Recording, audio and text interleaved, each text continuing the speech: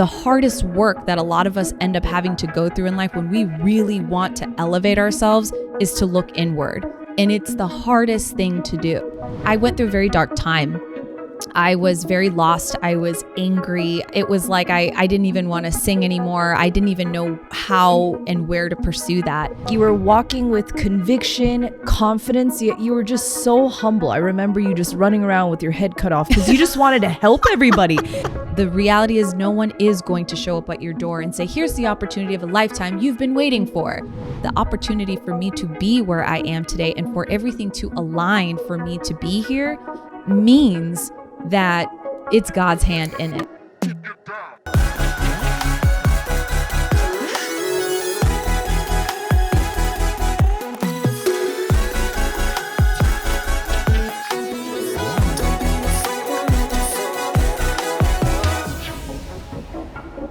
Hey everyone, welcome back to the Divinely Disruptive podcast. I'm your host, Jane Powers.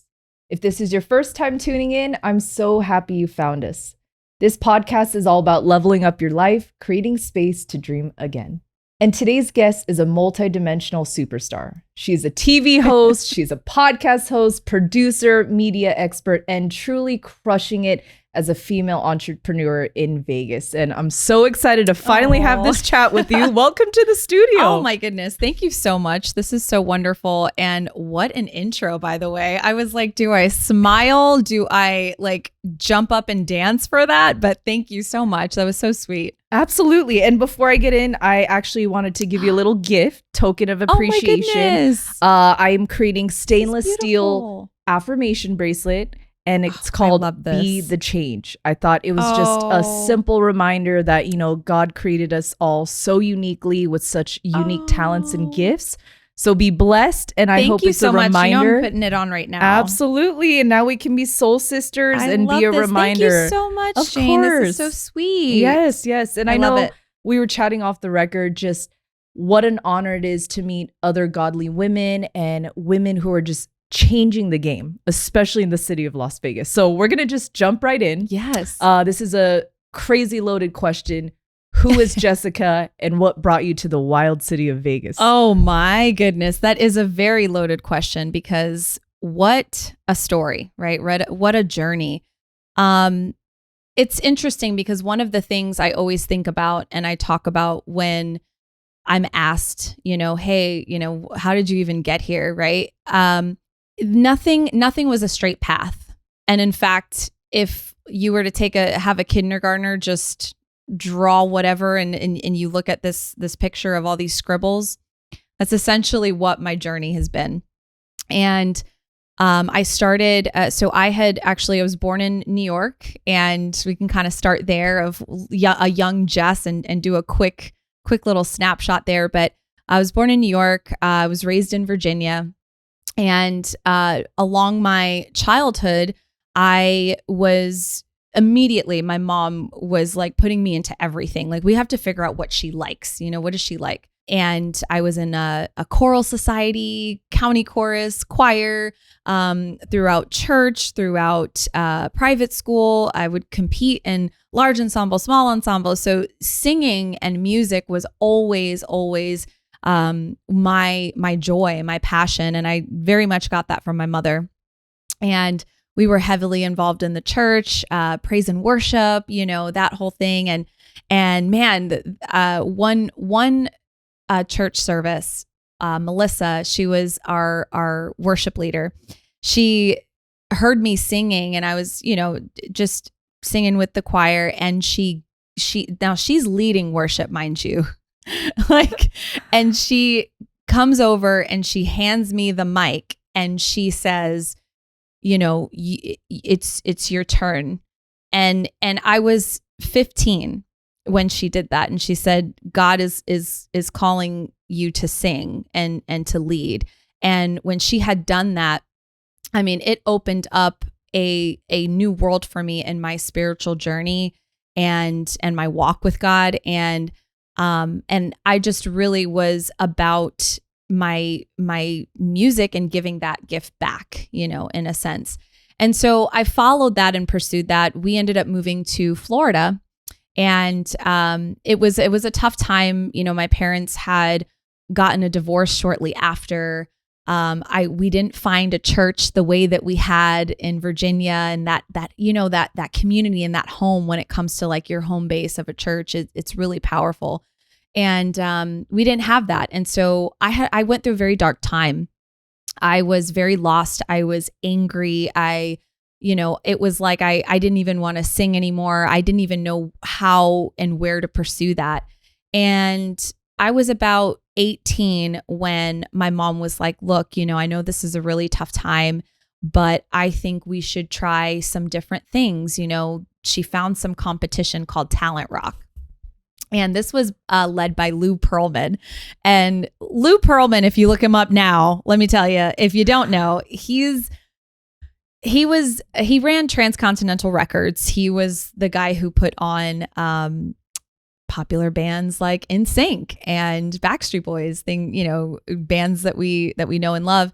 And he had this competition called Talent Rock, and there were all these different categories. You could do it as a teenager, a kid, an adult, and you could do singing, you could do acting, you could do all this stuff. And so we just went to try it out. I did singing, knew nothing of like what the auditioning process was. Cause now you're talking a church girl and a choir girl going into like what my auditioning song is supposed to be like pop, what is this? And so, went and we had ended up meeting a manager, a talent manager. And he was like, we're going to do this. If you trust in the process, Jessica can be in acting workshops and can be in, music workshops and things like that. And so my mom was like, okay, let's do it. And I did. And so shortly after that, I went back to Talent Rock for their next season of competitions. And I competed in singing, and I competed in acting. And I ended up it was top 12 for singing, and I got top 5 for acting. And when you get top 5, you have to then perform that same commercial in front of all of the judges and the audience and everything like that. And so I did. And I remember to this day, it was a Tylenol commercial that I had to do. And it was like one of those, like, do you wake up in the morning and da da da da da? I mean, I still have this on DVD. It's pretty hilarious. And I ended up winning. And my the one of the judges who ended up giving the award was a guy from 98 Degrees. I can't remember his last name, but his name is Jeff. And I was just like, oh my gosh, it was the coolest thing. I'm still a teenager, just turned 18, and just like, oh my gosh, this is amazing. And I really thought like that was it, that like I was going to be a Disney Channel star and everyone was going to know my name after that. And so if you know Lou Pearlman and his story, you later find out that he became a fugitive. There was all these things, bankruptcy. I mean, it was a whole bunch of stuff. And so Talent Rock and all the promises that came with when you won kind of went out the window. And so that made me feel, again, lost. Like, okay, well, it started to feel like even in my young age and going into teenage years and into adulthood, it started to feel like I just keep getting slapped down, whether it's personal, whether it's, professional. I don't know what to do. I don't know, where to go. And I felt, again, very lost. And at the time, I was still really, really struggling with my parents' divorce, the breaking up of the family. And I, didn't know what to do. And I, even for college, I was like, I don't really care. At one point, college was my whole life. And then, the next minute I'm like, I don't care about school. I don't care about this. And, just going through a really, really dark, I would say a dark time, a dark place, and trying to find out who Jessica is, and that can be difficult. I think at any age, as we continue to get older, it's like, who are we? Who are we? Who are we? What do we want? What do we want? It's all these questions all the time. And so I thought, well, if I'm not going to be in college, I need to make some money, And so that was my journey. I would say about 18 to about 20, I want to say about 25. I was finding out who she is. I remember the show Glee. I was watching that like a hawk. Oh my gosh. Every single episode I was like, Glee this, Glee that. And it just so happened that it was, I think season 6 was the last season. And Leah Michelle goes to NIADA, and it was the New York Academy of Dramatic Arts. And I thought, there's no way a real place like this exists. And I looked it up and it did. And so I was like, well, I guess that's what I'm going to do, because the reality is that I've always loved to sing, theater, even being in theater in the church and doing, skits and things like that we would do. I was like, this is what I want to do. I want to be a performer. I want to, hone in on what that craft is of performing arts. And so I went to LA on a trip. That was my first time visiting. I fell in love with it because it was very, very similar to the Florida life, beach weather, the sun. And I auditioned and I got in. And I was like, in a month, I was like, I'm out. I'm done. I'm out of here. She's for the stars. Let's go. And I went, and that program was for a year. I ended up becoming a company member in the Loft Ensemble, which was a theater out there in downtown LA. We did incredible productions, even some by, the company members' own writers. And you were doing these really original plays. And it was such a beautiful experience. And I'm so, so happy that I ended up going that route and coming out west, because it led me to Vegas. And, then I pursued journalism, and I thought, what, if I'm really going to do this career, I really want to make sure that I have my degree, and I didn't want to have it in theater. So I thought, well, what else, can I do on the flip side that still sort of, has those skills, but, more into the, real job category, right? Because you think a starving artist, I kind of did that already, So I moved out to Vegas. I went to UNLV. That's where I learned all of my beginning journalism, courses, and I started there. I was in Vegas for 2 years, and then I ended up moving back home. I needed a regroup. I needed a reset. And then when I came and finished my degree out in Tampa at USF, and when I came back, I had, gotten married by that time. It was just this whole new chapter. And, crazy enough, from Resorts World, okay, which you and I had a fun time doing a project there, to now being with Channel 13. I mean, like I said, it's like a bunch of scribbles. No, and just not to cut you off, I think it's fair that you share your story and your journey, because I was saying off the record, I know people are probably watching wait, I didn't know Jessica had such a random journey. It's so easy for females to envy one another. Even myself, we just one day woke up and we knew exactly what we wanted.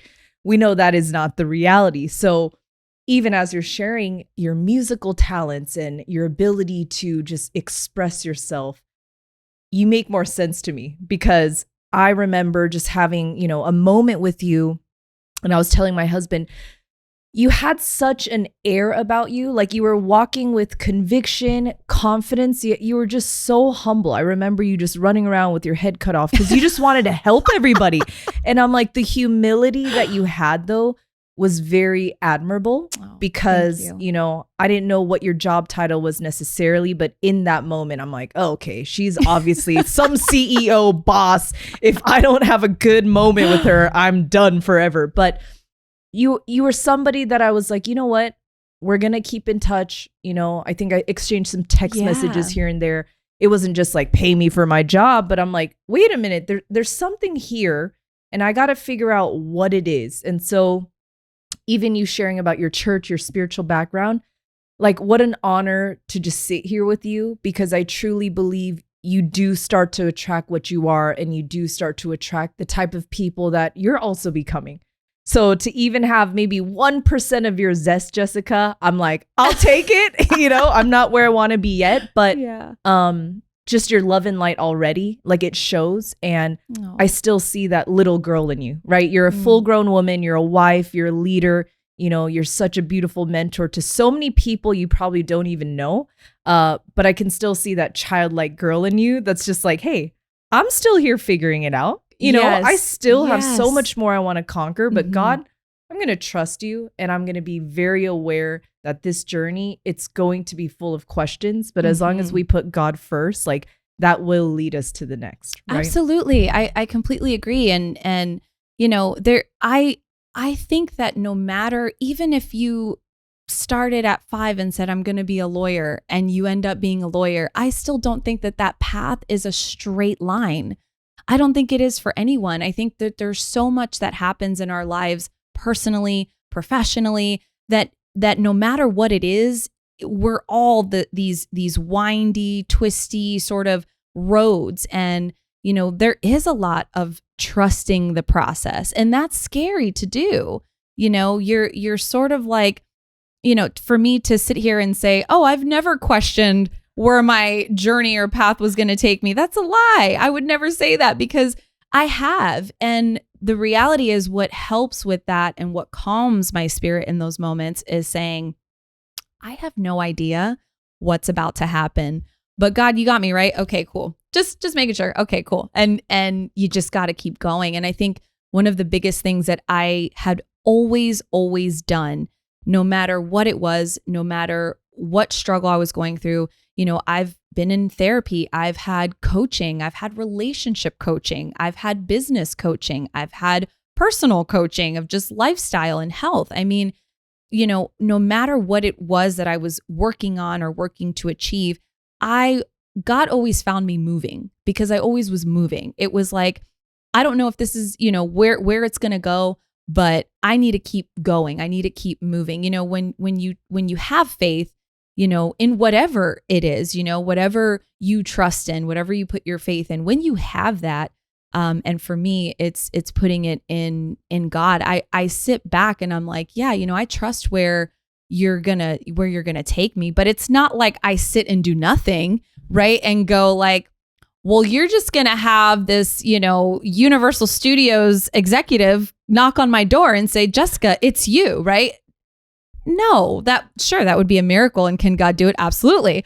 But the reality is that I had to keep moving. I had to keep figuring it out. I had to keep saying, okay, and going back to my core of, you know, I know that eventually I want to be able to help the masses. How can I do that on a small scale? How can I do that in my community? How can I do that, you know, just in the little bubble I have now before thinking this grander thing? And in doing that, how do I also stay connected with my purpose and also stay connected with my passion, the things that really drive me and ignite me and fuel me, you know? And really all that came back was, it really is music for me. It really is talking to people. It really is using my voice. And if you think about it, song, speaking, you know, anything that's on camera, I mean, I'm using that same gift, which is of my voice, and I'm using it in the capacities that I was given to use. And so it's been really wonderful to even have this moment with you today and sit here and go, huh, yeah, that is a kind of a wild journey, but man, look where we are. No, and like to add to that, I may have creeped a little bit on social media. I'm like, all right, let me see what she's really about. But when I watch you engage with people, whether it's an interview or just, you know, doing a segment with somebody you've never met, you're so authentically you. Like even just hearing you talk, I'm like, no, you're actually the same. Like we were just joking about that, camera on or not. Right. Some people, they switch up and you're like, wait a minute, who is this character all of a sudden, right? Yeah. But you have such a way that you intimately involve that person. You're not just speaking to them. You're not just doing your thing, but you have a way of engaging. So I really love watching you on your show. Well, I like to say it's your show because I feel like you just own it, but you're such a natural. I remember watching, I believe it's The Morning Blend, right? Mm-hmm. And funny enough, I've met your other co-pilot co-host. Yeah. And I'm like, wait a minute, that's Jessica. I know her. I wasn't ready, but you just kind of blended in so perfectly and you meshed so well. But I can humbly say from like an outsider watching, you do add that childlike jolly joy. So I just wanted to take a moment to let you know that I see it. And I'm sure in the world of entertainment, TV, that's not always a case where you have new people where it's like full of life. So to kind of switch gears. Yeah. What the heck is it like being on TV? Okay, because it's different when you're on your phone and you're making videos on TikTok and YouTube, Right. but you're on TV. Yeah. What is that like, and how do you prepare to be you on TV? Well, I think it starts with authenticity. You said it, and that was, thank you for saying that childlike joy, I think, is so important, because really, if little 5-year-old Jess could see me now, right? I look at her and I think of her and I see her and I call her because she's her own person, right? Who she was then. And I see these photos in a photo album and I'm like, gosh, the dreams, the amount of just the sky's the limit. And then when we live life, we're told so many no's. We're told, we can't do this or we can't do that, or, life hits us and we're just like slapped in the face unexpectedly. What is this? What is that? And going through all these things. And I think for me, this job and what it's been is like, this to me is my dream job. It's me being able to do what I love to do, which is talking to people on a platform, right? On television. I'm meeting all these really interesting people in our community, really fun, great people, and really, when I had even started my own podcast, the biggest heart of that was I want to be able to get to the heart of what someone's story is. What was that catalyst for you? What was that moment that really shifted? And even in talking to small businesses and people that we have come on the show, we're essentially doing that. We're talking about their story. We're saying, how did you come up with this? What was the reason? What was the need? And so it's great because it really is a dream job. I feel excited to go into work and I'm like giddy. I'm like, oh my gosh, imagine 5-year-old Jess with her like half up, half down, hairstyle. Like, oh my gosh, I'm on TV, right? But it's great. And I think having that is wonderful to always keep, because life is hard and the jobs do get harder and the politics of a corporate life get harder. And, you've got to navigate through all these things. So if you can harness even just a little bit of that, like, hey, what is 5-year-old and 6-year-old me, thinking about me in this moment? I think that really adds to authentically just living in it and loving it, And so there's that to it. And in terms of preparing, I mean, my goodness, it feels great to be on TV. I mean, it's so fun and, but there is a preparation involved. And I think that when we think about what the path is and the timing of things, it took time for me to be at a place where I know what's needed to prepare and say, okay, when I have a guest on, do my research. What does that research entail? I mean, I'm pulling out journalism skills, right? And like, on the fly improv skills that I had in acting classes, like everything that I've done in my life has really, really played a part and a role into what I do at my job today. And that even goes for my 14-year marketing background. Like I've done that all. I mean, if you think about it, Morning Blend is a sponsored content show, and we, the whole basis behind it is, obviously we do cover nonprofits and entertainment, but we're really talking to local businesses and giving them a platform to talk about what they do. And it's great because, we get to really find out what that is and put it on a grander scale and then connect everybody, and connect the community. So I just feel like, man, it's a great job. I love it. And there is, a preparation involved that takes everything of my experience and from a holistic perspective for me to do what I'm able to do today. No, and even as you're sharing, I'm kind of following along with you.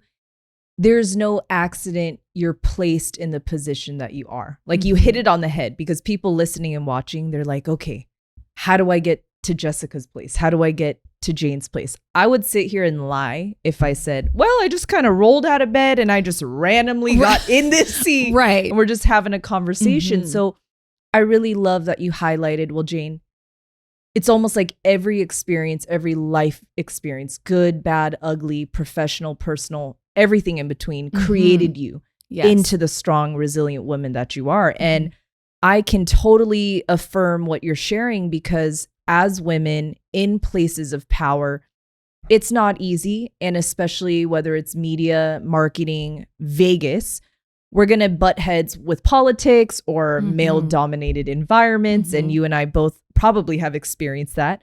But I love that you were saying, you get to love what you do. This is your dream. And I want to talk about perspective. I also want to talk about gratitude, because it is everything. I could sit here and say, well, I'm just here, doing a podcast, but every day I count my blessings. Like, you know what, God, you gave me so much courage. You brought me through the dark to be able to finally be at a place where it's like, hey, this is me. Love it or not, bruises and all. I might cry, I might laugh, I might fart, whoops. But it's like, if I can't be real, what was the point of this, right? Truly, Right. We have enough saturated platforms where it isn't authentic.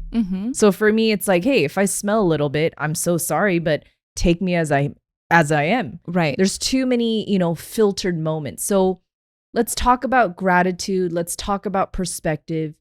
For you personally, how do you remain grateful? Because I have days I lose sight sometimes, and this comparison trap. I love social media to death, but when you do it for a living also, you start to, the lines get blurred from reality and this social media reality. So how do you check yourself and come back to gratitude and perspective? Man, it's so great that we're talking about this today, because earlier today, I mean, it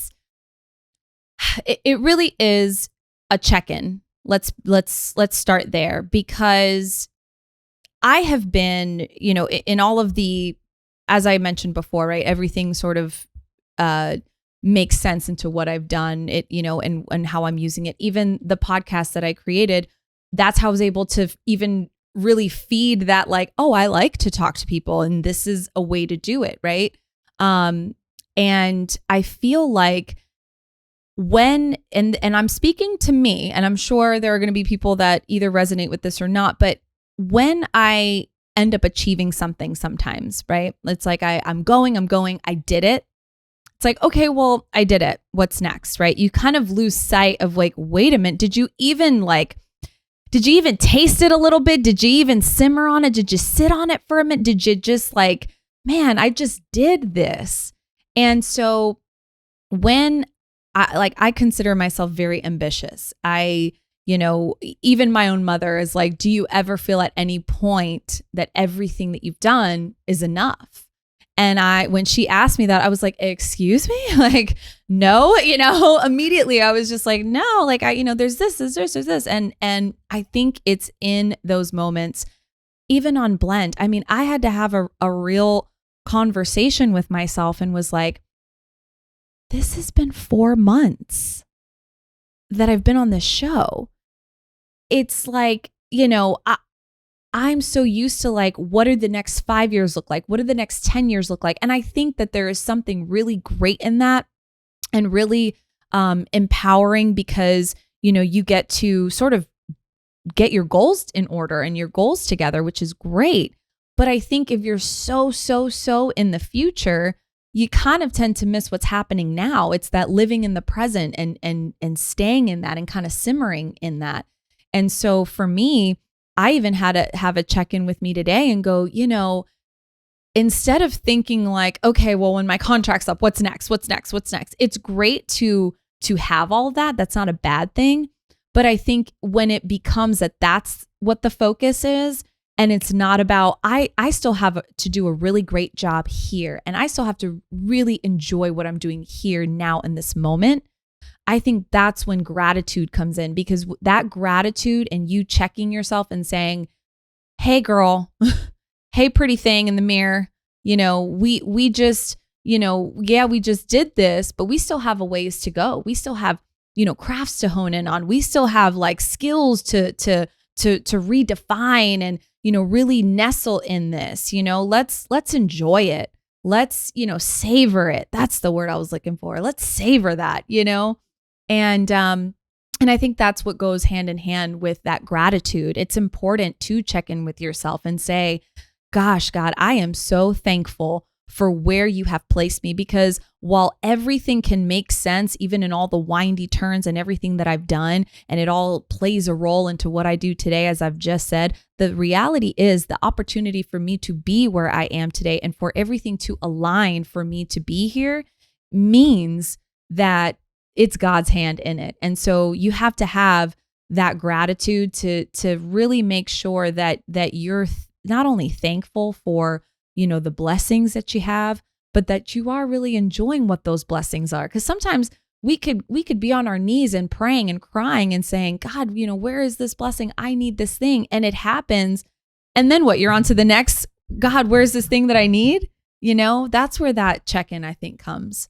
No, and thank you for just being so real, because people watching from the outside, it's so easy to be like, well, they just are lucky, or they're never having a bad day. It's like, okay, we look flawless today, thank God, right? I mean, and we look good, done, I guess. But you are so right about that. I know, including myself and people watching and listening, this over-ambitious overachiever. I have a mentor in Seattle, and I always tell her about this. I'm like, I always feel like I'm not enough, even when I'm achieving more than average. And I tell my husband, this is probably not very godly. I'm like, I rather die than live average. And he's like, whoa, calm down. Whoa. You're doing pretty good. I'm like, no, you don't understand. I got to be the best. And it's not competing other people. It's just overachievers. We have a vision. Mm-hmm. We have a very attainable goal, mm-hmm. and we are going to get there. Yep. Not even our own husbands, God bless them, mm-hmm. Will get in the way. Mm-hmm. But sometimes when you're so gung-ho and tunnel vision on like the best version of ourselves, like amen for self-confidence, but sometimes it actually can be destructive. Mm-hmm. So as you were kind of revealing some deep truths and honesty, it's like we do need to slow down. And I love that word, savor the mm-hmm. moment. Yes. It's like you go out to a nice dinner. I like my comp dinners in Vegas, but let's say you go to a nice dinner, right? It's like, yes, okay, nice. Are you going to just devour that $300 steak you can't afford, or mm-hmm. try to be present, savor it, and be like, you know what, God, I probably can't afford this steak, but I'm going to enjoy it because I'm here. Mm-hmm. And I feel like that is so much with success and things that we've overcome as well, is like when we're in it, it's like, oh, let's just get past it. Right. Or we did the thing, maybe 2 seconds and on to the next. Mm-hmm. And so, I don't want to put words in your mouth, but something that I had to learn too about just healing child trauma.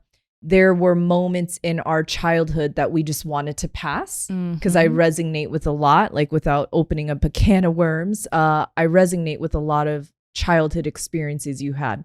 And my therapist told me this: when you're used to blacking out or just detaching and disassociating yourself from reality, mm-hmm. sometimes we take that defense mechanism or protective mode even in the good stuff, mm-hmm. right? It's like we don't mean to, yes. but sometimes you're like, okay, there's abuse, or there's, separation, mm-hmm. or there's a divorce going on. Nobody's perfect, but I didn't realize that ability for me to check out mm-hmm. and detach from what is. Sometimes I bring that even to the good stuff. Yes, that's such a great point. Sorry, I'm not your therapist, but no, this is just it is so such real. No. And I think, this conversation, is going to be healing for a lot of people as well, because a lot of people are going to resonate with this. I mean, you and I are resonating on things and that we probably haven't even, really dug deeper into together, right? But I do agree with you.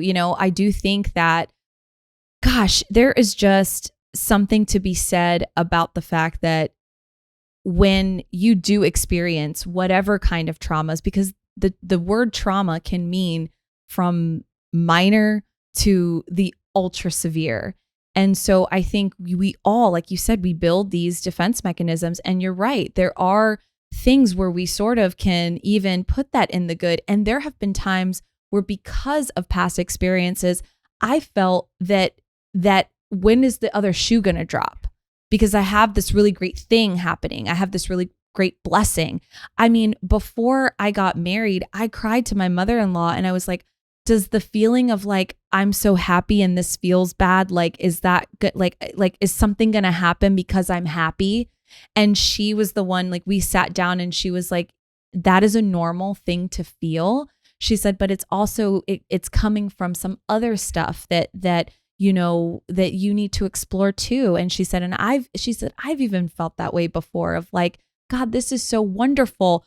What's coming, you know? And I think, you know, we can even take it where it's not so like, oh, these traumas, right? Even if we took the word trauma out of it, I think the reality is the way our society is and the way we grow up, it is kind of like you get used to things are kind of going, you're swimming, you're good. And then whoop, a huge wave comes. And then you're like, okay, well, I don't know how to swim. What's going on? You know, now I got to figure out how to doggy paddle, I guess, through this, you know? And I think that is just a natural way of life, even if it isn't, you know, this traumatic event that, you know, someone can put words to or a memory to. The reality is that when really great things happen, sometimes a lot of us go like, this is great, but is this okay to like enjoy? I don't know, because if I enjoy it, then am I going to be shocked by something else, you know? And so, you know, I think you're right. You know, there is sort of taking and carrying those experiences even into the good. And I think that's why checking in with yourself is so important, you know, sitting down and being like, okay, well, this is wonderful. And it's okay to enjoy this wonderful moment, you know, and just live in it. And just know that, yeah, things may happen, things may occur, curveballs may come, but you'll handle it then. You know, you'll trust in the process. You'll trust in God. You'll trust that, you know, there is a rhyme and a reason for it all. And it's not always going to make sense in the moment. And it may make sense 10 years from now. And you're like, well, thanks, Jess. I don't want to wait 10 years. But that's the reality. Some situations, some things that are bigger than what we can even fathom. I mean, I'm going to be, and I love, you know, if everyone gets weird about age, but I'm going to be 35 this year, you know? And so, yeah, you could say, well, gosh, I wish I had this, you know, TV moment when I was 25, 10 years ago. Oh, that would have been way great, right? To start earlier, to do this. But that's not the way that my process was. And it's for a reason, all of it. You know, who knows if I got it at 25 and couldn't handle it and now it's not sustainable. And now I'm a mess because I haven't, you know, healed what I need to heal and worked on what I need to work on and really develop what I need to develop. I mean, there's so many reasons of why things happen the way that they do, you know? No, and I'm like, mic drop, we could be done right now. I'm like, yes, I do know. I sure do. You're like, yes, Jess, okay. yes. I'm sure you saw this viral TikTok video, and it was about Judge Judy. Okay. And it was like a compilation video, but it was talking about just age and beauty and age and wisdom. But it was something, again, it was a compilation, but Judge Judy's clip was at the end. Yeah. She was like, if you're 30, blah, blah, blah. If you're at 40, you could still make it. If you're at 50, you could. And I'm like, you know what? Get it, girl. So Judge Judy, I don't know how old she is, 40, 50, God bless her.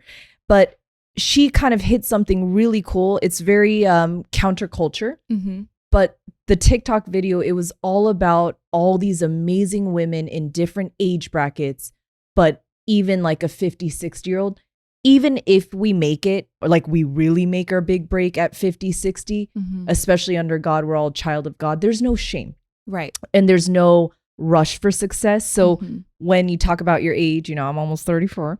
I'm like, so it's fine. You're like, oh, so she said it. Yeah, I'm like, we look 20 something. So hey, if we look younger than our age, we're doing a great thing. Yeah. So honestly, I will listen. Take I'm it. getting 20 still. So I'm like the collagen, the skin. Okay, I'm Korean, so I'm like, what K beauty products are you using? Okay, but you're glowing like an angel. But you know, there's this term I discovered as a young adult called self-sabotage. If you don't know what that word is, you're lying. You've heard of it. But self-sabotage. Man, I mean, I'm just repeating what you shared, but it's this idea where you yourself, no one's projecting it, just you yourself, you're thinking, if you have a happy marriage, you have a godly man, you got a loyal man. My favorite story is, when are you going to leave? Okay, Jessica, I'm crazy. This sweet guy that literally moved to Vegas for me in my visions and producing this podcast. I'm like, he'll cook me breakfast, make me coffee. Nothing's wrong. And I'll be like, so when are you going to leave? Why are you still here? And he's like, honey, we've had this conversation before. Right. Stop. Yeah. I'm like, no, I'm just curious. You're just such a kind human. I've never experienced this. And I had this deep talk with another girlfriend I think this is really deep now. When you're not used to a certain type of love or a type of support, it almost triggers you. I know we don't like that word, trigger and trauma, but it alerts your bones like this doesn't feel safe. This doesn't feel right. Right. And so this is another topic, but I feel like we should talk about this. Whether it's personal, girlfriends, friendships, coworkers, colleagues, bosses, mentors, especially romantic partners. I wish someone told me this earlier, like Jane, when you've been in toxic relationships or you've seen abuse earlier, maybe not the most perfect dynamic of love, you start to move towards what is familiar. So I'll be the first to raise my hand and be like, yeah, I was toxic and I attracted toxic because it was familiar. When you're used to being around elders or people who are arguing or bickering and even abusive physically or verbally, you're like, oh, that reminds me of pieces of my childhood. So it must be safe. And same with friendship. Right. I would be around these very critical, negative naggers because that's kind of like what I grew up in.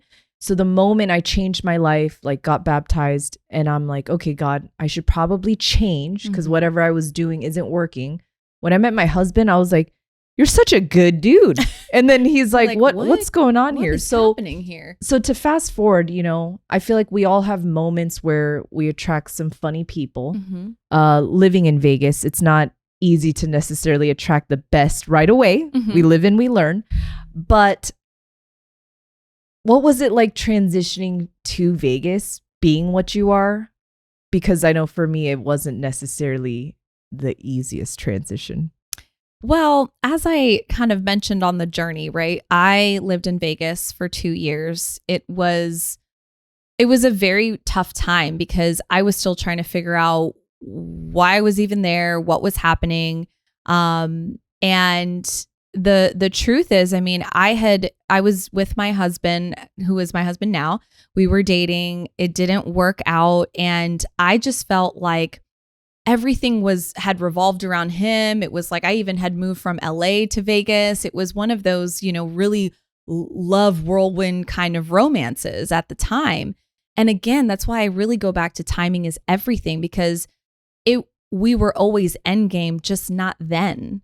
That just was not the time. And when you sort of try to skip and you try to say like, well, I know more than you got. I need this now because I like this. I feel good. This is great. Thank you.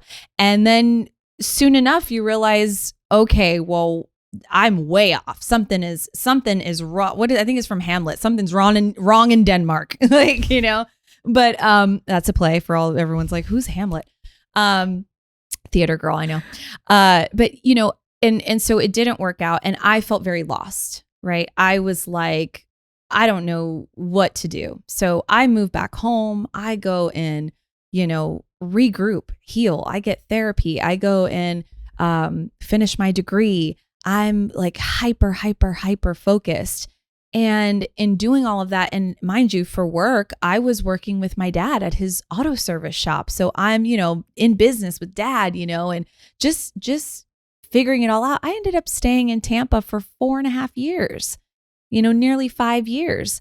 And my husband and I, we rekindled. We even dated long distance, to really make sure that we were in the right timing and everything was aligned. And, our story is beautiful. But even us, I mean, even in that, it's like the amount of like people see our love now. It's like, oh my gosh, you guys have the perfect relationship. Oh my gosh, he's just so amazing. He's just so this, he's just so that. How did you find one like that? I'm like, well, you didn't know him when we were in our 20s, like it's just one of those things that like, there isn't a perfect story. There isn't a perfect anything. And, for me, I mean, it was really, really tough finding my circle the first time around in Vegas, because everything was around him. And when I had that separation and really got to spend time with me, because the reality was it was a lot easier for me to have my life around my relationships or my friendships rather than sitting with me in the mirror, because that was a lot harder to face. That girl in the mirror that needed to really take off and peel back those layers and say like, hey, honey, hey, sweetie pie, you don't need to be doing these things. You don't need to be saying these things. You need to be really like tapping in, right? I didn't want to do that because the hardest work that a lot of us end up having to go through in life when we really want to elevate ourselves is to look inward. And it's the hardest thing to do. And so for me, when I started to do that and make better choices, I even realized my negative speaking, like I'd be like, there's no one like me around me. There's no one creative. There's no one. Everything was like a negative connotation to it, as opposed to God, bring me people who are like-minded. God, bring me people who are, who want the same things I want. Bring me people who can inspire me. It's like, it's even in the changing of your language when you sit down in prayer or you kneel in prayer. It's all of these different things. Or when you're talking to someone, me saying, I never find anybody, or me saying, I would really like to find, right? You're just changing what you're saying. And that ends up drawing a different type of people around you. It ends up drawing a different type of relationship when it comes to, romantic or friendships with your family too. And so for me, it was a very tough time the first time around coming to Vegas and trying to find what that circle was. But a lot of it had to do with me. And so when I had to get into the nitty gritty and I began to do the healing work and began to do the stuff that's hard, that's when things started to change for me on the romantic side, in my relationship, and also in my friendships, who I was having around me, who I kept, as my inspiration. And, even to this day, moving back now and being here now for I've now been in Vegas for a year, which is crazy. Like a year. What is a year anymore? Why is there so many things that happen in a year? What is this? But for being here now a year, I mean, I've got a really solid group of people around me, and it's inspiring. It's I look at what my life was like, Vegas part 1.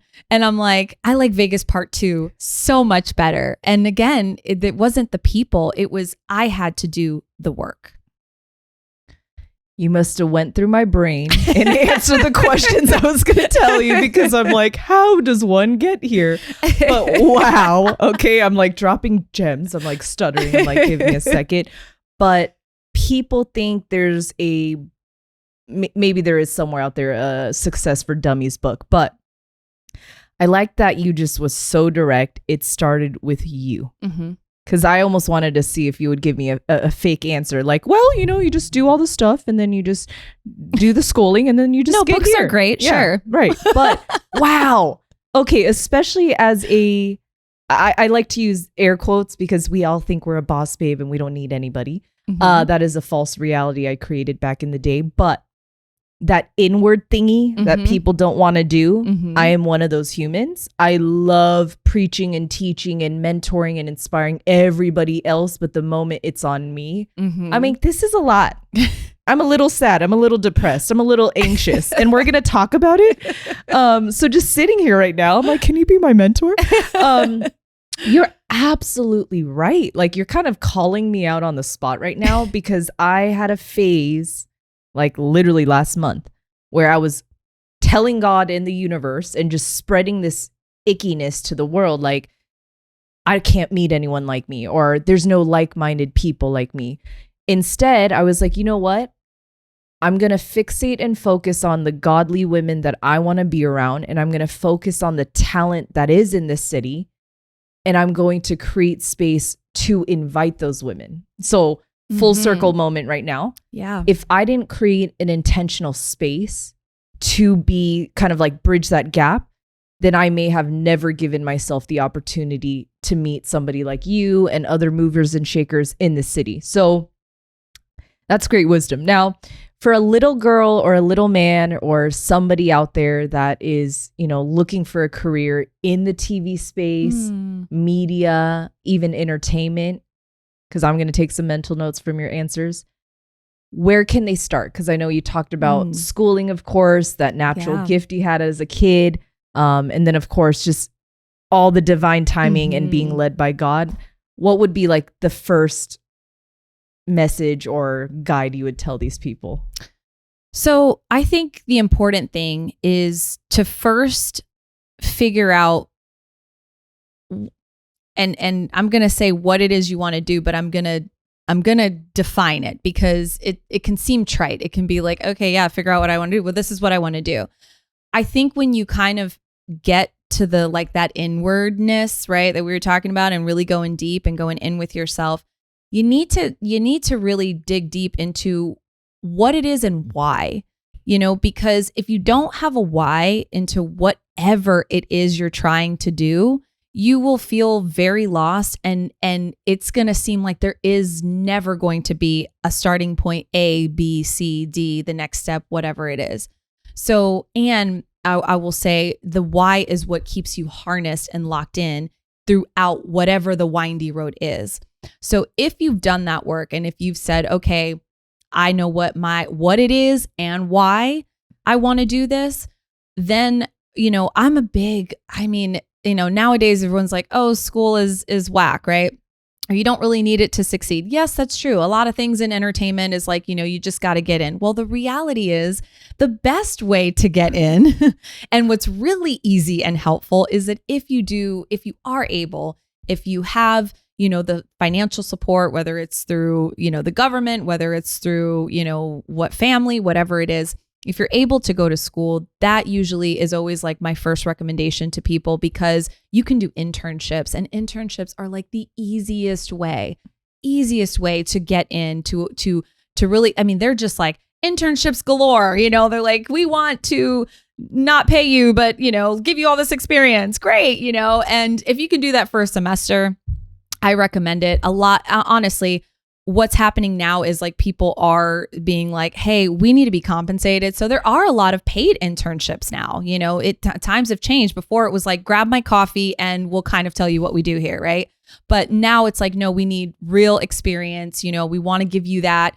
And, we'll even pay you for it, a stipend, whatever it is. So I would always recommend school.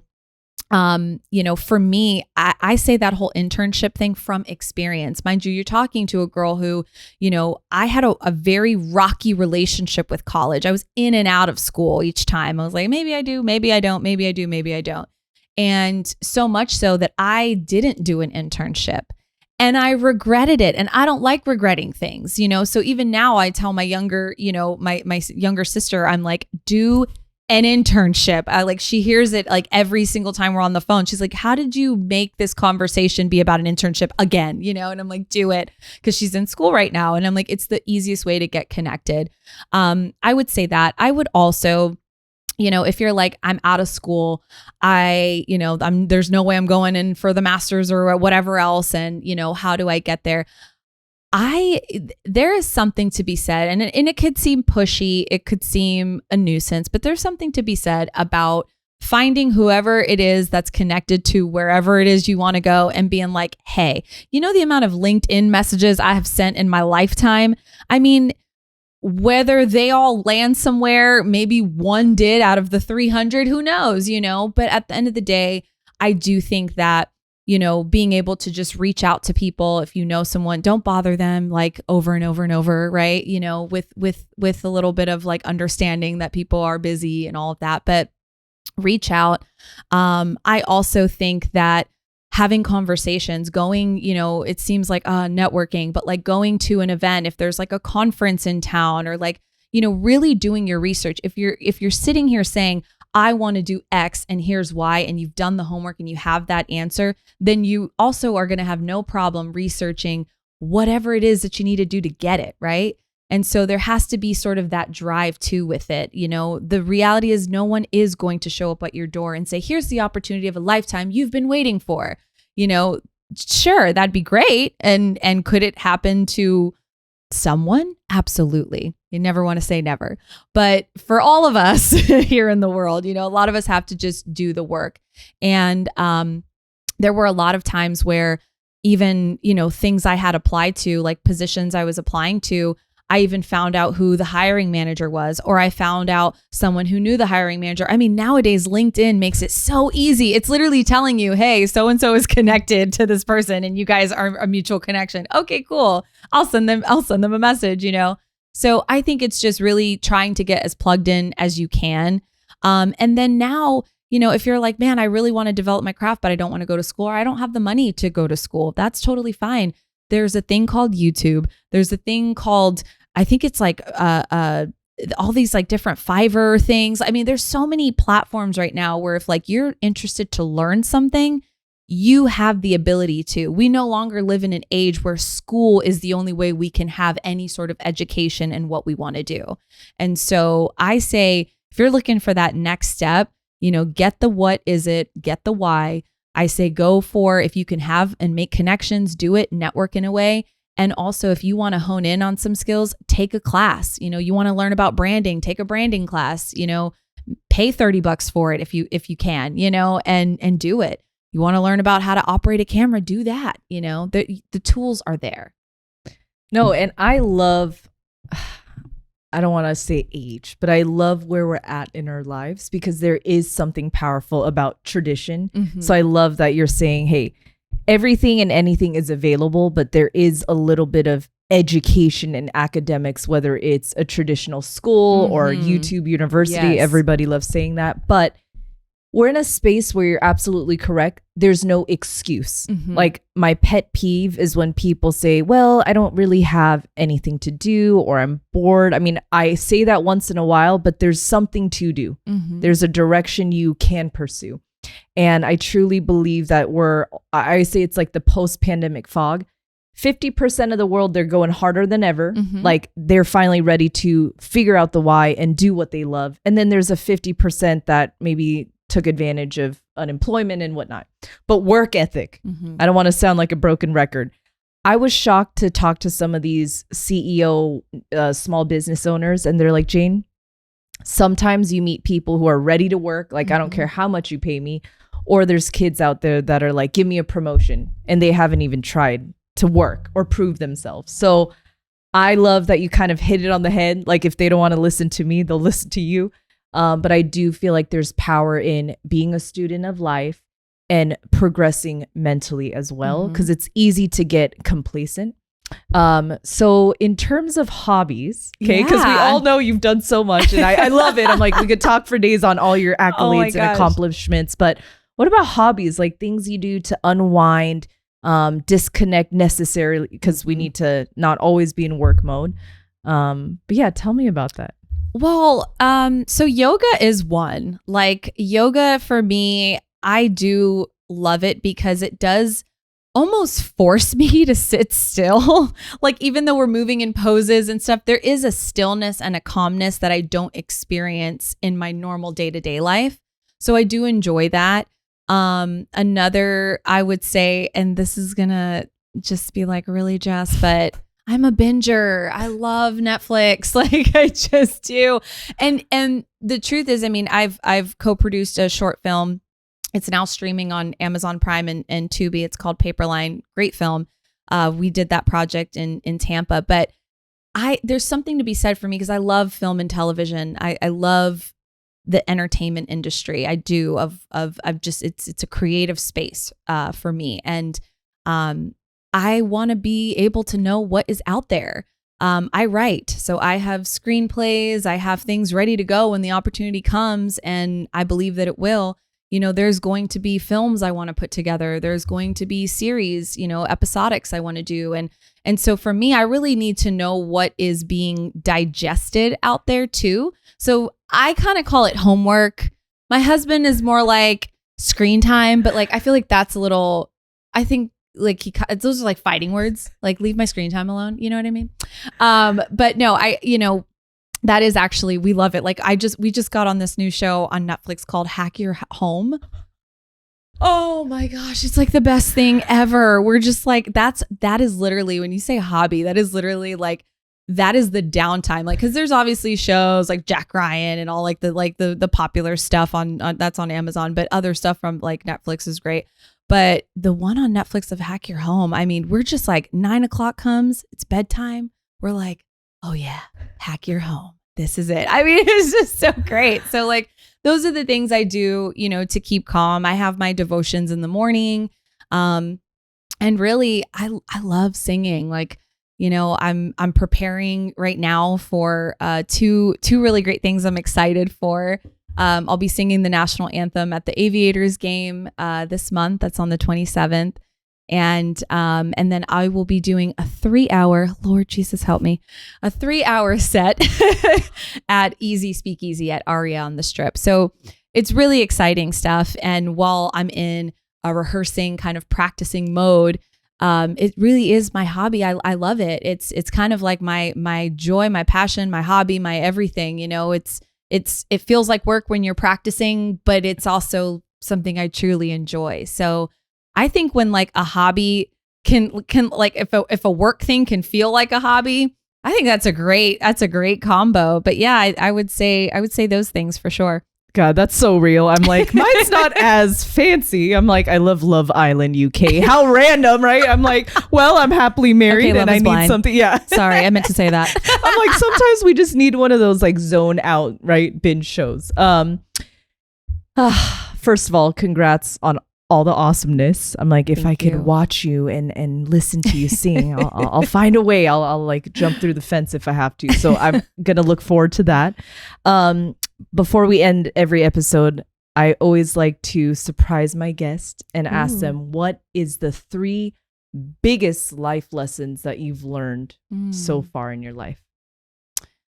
I would say the first one is divine timing. Because it's not our own timing. So God's timing. That's, to me, I have had to learn that it's a lesson. Anytime you have to keep learning a lesson, it's because God's like, okay, sweet thing, you are not getting this, but you will. So I would say that for sure, that, when things don't go your way, right along with timing, when things don't go your way, something didn't happen for you, it's so hard when things sting.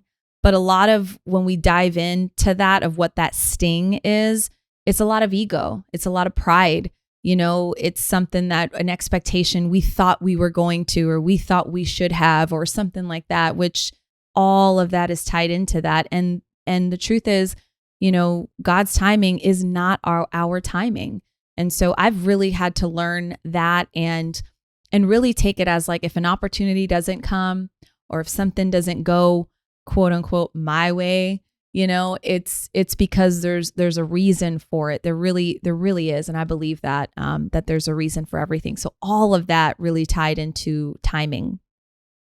I would say the second thing that life has taught me is that we are all human. I feel like even when you deal with family stuff, I kind of talked about that, and, friendships, and, really being able to have compassion and empathy for people, and realize that we're all just trying to figure it out, and we're not going to get it perfect. Now, mind you, it doesn't mean you have to be a doormat in a romantic relationship. Doesn't mean you have to be a doormat in a friendship. It doesn't mean you have to, like I always say, God did say turn the other cheek, but he didn't say to stay standing there. So of course within reason, but I do think that, a lot of times we in the same with having all these expectations of people and things, and, we just get it all twisted, and all of a sudden, we're upset because someone didn't meet our expectation, but that's on us. Why did we have that in the first place? What were we hoping they were going to fill for us that, maybe there's some work we need to do ourselves. And so I would say that as well. I would say third would really be the inward lesson, which, there's a book called Ego is the Enemy. And anybody listening to this right now, go read it. I don't care if it's on Audible. I don't care if you have to Amazon it. Go get it on Kindle, whatever it is, digest that book, because it will hurt your feelings and you will need it to. He is a wonderful, his name escapes me, and my best friend is going to be like, really, Jess? Because we talk about him all the time. But he is an incredible author. He also has Obstical is the Way. He has a book on courage. I mean, absolutely incredible. But I would say that a lot of the work and situations we find ourselves in, and the hurt and the pain and all of those negative experiences we end up seeing, there's a lot that can be done for there's a lot that we can do for ourselves and seeking inward, because the reality is, sure, we can't, predict what's going to come our way. We can't predict who's going to hurt us or hurt our feelings or do something that we didn't, agree with or align with, but we do have the ability to figure out how we show up after that. And so a lot of that is going inward. A lot of your purpose, a lot of your why, a lot of staying connected to those things is looking in the mirror. And so I would say that would be the third thing that life has taught me, is that it doesn't matter how old I get. I want to be able to look in the mirror when I need to. And also I want to be able to have people around me who are like, I think you need to look in the mirror on this one. Because if you don't have friends around you who can tell you, sweet baby girl, that is not on them, that's on you. I don't know if you've got right friends. I'm just going to tell you, I don't think you got the right friends around you. Let me be clear, because the people I have around me are very, they're like, listen up, Jess. And I have those same conversations with them. And so I think, having those people are wonderful, but you got to be able to be okay to look inside. Man, no, I just appreciate you letting us in, like such a candid, insightful conversation. And thank you. I'm like this, I needed this too. I feel like people don't realize the power of transparency, the power of being vulnerable. And so, you just gave us that. So I'm so thankful for you, and I hope to see you more. And just people listening and tuning in, please support her. You can find her on any social media platform. And you guys thought I was kidding. She truly is so talented and such a humble human, and she deserves to just kill it in every opportunity you get.